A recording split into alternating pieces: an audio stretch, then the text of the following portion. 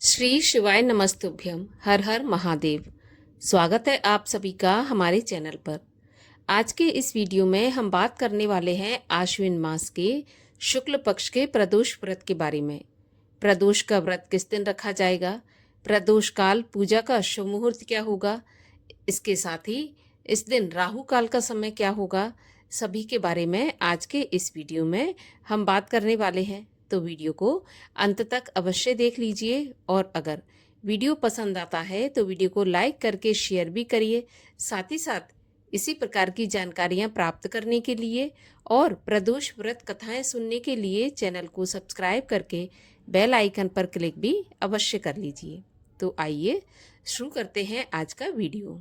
तो देखिए, हर महीने 2 त्रयोदशी तिथि आती हैं, एक शुक्ल पक्ष की और एक कृष्ण पक्ष की। और त्रयोदशी तिथि भगवान शिव को समर्पित होती है। इस दिन प्रदोष का व्रत रखा जाता है और प्रदोष काल में भगवान शिव की पूजा अर्चना की जाती है।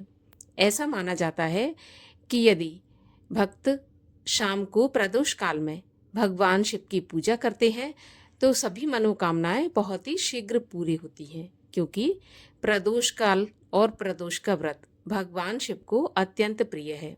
मान्यताओं के अनुसार भगवान शिव और माता पार्वती प्रदोष काल के समय पृथ्वी पर भ्रमण के लिए निकलते हैं और इस दौरान जब वो अपने भक्त को अपना पूजन अर्चन करते देखते हैं तो उसकी सभी मनोकामनाएं बहुत ही जल्दी पूरी कर देते हैं। तो इसलिए प्रदोष का व्रत प्रदोष काल में भगवान शिव का पूजन करने वाला भगवान शिव की कृपा प्राप्त करता है। प्रदोष के व्रत में व्रती को प्रातःकाल ब्रह्म मुहूर्त में उठने के बाद नित्य कर्मों से निवृत्त हो जाना चाहिए। इसके बाद भगवान सूर्य को जल अर्पित करें और भगवान शिव की शिवालय में जाकर या घर पर ही पूजन करें। सारा दिन मन में भगवान शिव के नाम के मंत्रों का जाप करते हुए प्रदोष का व्रत रखें। शाम के समय जब सूर्यास्त में 1 घंटा शेष रह जाता है तब प्रदोष काल होता है। तो उस समय स्नान इत्यादि करें, एक बार फिर से सफ़ेद वस्त्र धारण करें, क्योंकि भगवान शिव को सफ़ेद रंग बहुत ही पसंद होता है। सफ़ेद वस्त्र धारण करें, एक चौकी बिछाएं और उस पर भगवान शिव और शिव परिवार की स्थापना करें।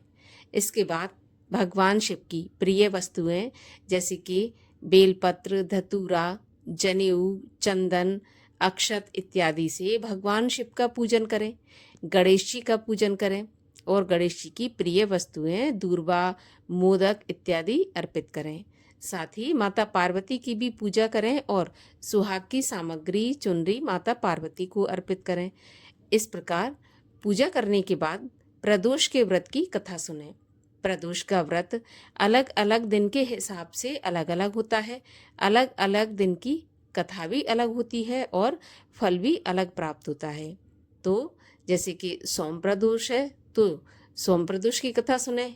अगर प्रदोष व्रत शनिवार को है तो शनि प्रदोष कहलाता है। इस प्रकार से कथा सुने और भगवान शिव की आरती करें।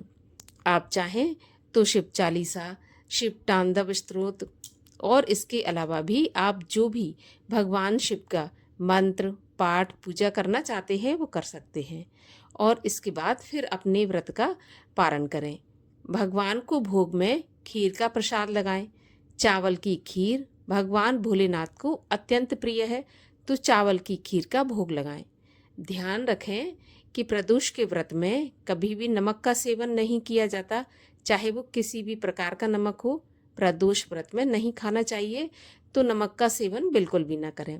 जो आपने भोग लगाया है भगवान शिव को, उसी से आप अपना व्रत खोलें और अगले दिन फिर आप नमक खाएं।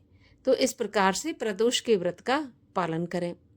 आश्विन मास के शुक्ल पक्ष का प्रदोष व्रत कब रखा जाएगा, आइए आपको बताते हैं। तो देखिए, त्रयोदशी तिथि प्रारंभ होगी 4 अक्टूबर शनिवार की शाम को 5:09 से और समाप्त होगी 5 अक्टूबर रविवार की दोपहर 3:03 पर।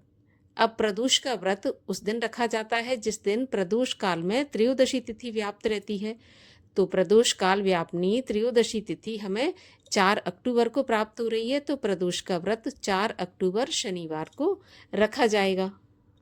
प्रदोष काल में पूजा का शुभ मुहूर्त होगा 4 अक्टूबर शनिवार को शाम को 6:03 से 8:30 बजे तक, और इस दिन राहु काल का समय होगा सुबह 9 बजे से 10:30 बजे तक।